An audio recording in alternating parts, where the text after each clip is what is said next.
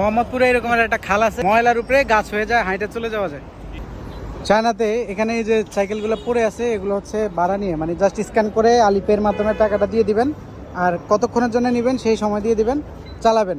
নির্দিষ্ট সময়ের মধ্যে যদি এটার বিভিন্ন জায়গায় স্টপ আছে, আপনি যেখানে যাবেন সেখানে হচ্ছে এটার এরকম স্টপ আছে, আপনি নিয়ে ওইখানে রেখে দিবেন, টাইম হিসেবে টাকা কেটে রাখবে। আর যদি আপনি না দেন তাহলে লক হয়ে যাবে অটোমেটিক। এখানে একটা লক আছে, অটোমেটিক সাইকেলটা লক হয়ে যায়।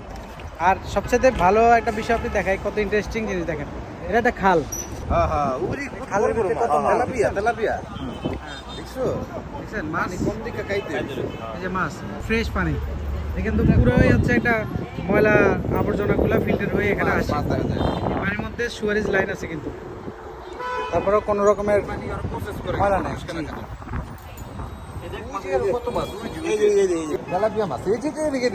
অনেক অনেক মামা, দেখ ওই দেখ ভালো দিন দেখলাম না, দেখে আমি দেখলাম তো থ্যাংক ইউ দিলি। Thank you thank you. মামা ওই যে জোড়ায় দেখেন মাছ, ওই যে দেখেন, এ মামা ওইখানে দেখেন, ওই যে ফুলের মাছ, এই রে মাছ।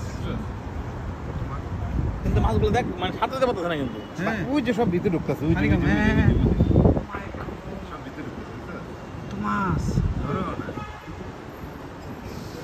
এই রে মাছ, নর্দমা, এটা কিন্তু একটা নর্দমা। হ্যাঁ খাল খাল হ্যাঁ খাল, এই তো এই তো, এই খালের মধ্যে এত পরিমাণ মাছ। ট্রেন কয় কিন্তু এটা খাল বানানো না, এটা খাল ছিল পরে মানে কি অবস্থা দেখতে পাচ্ছেন, মানে ওরা আমাদের থেকে কত সভ্য আর কত উন্নত।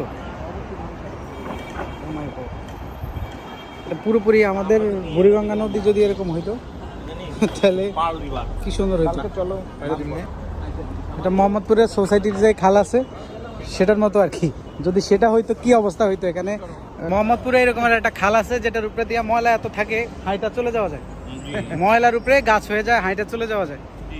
আর এখানের খালের অবস্থা এটা এই হচ্ছে চায়নার অবস্থা। ধন্যবাদ।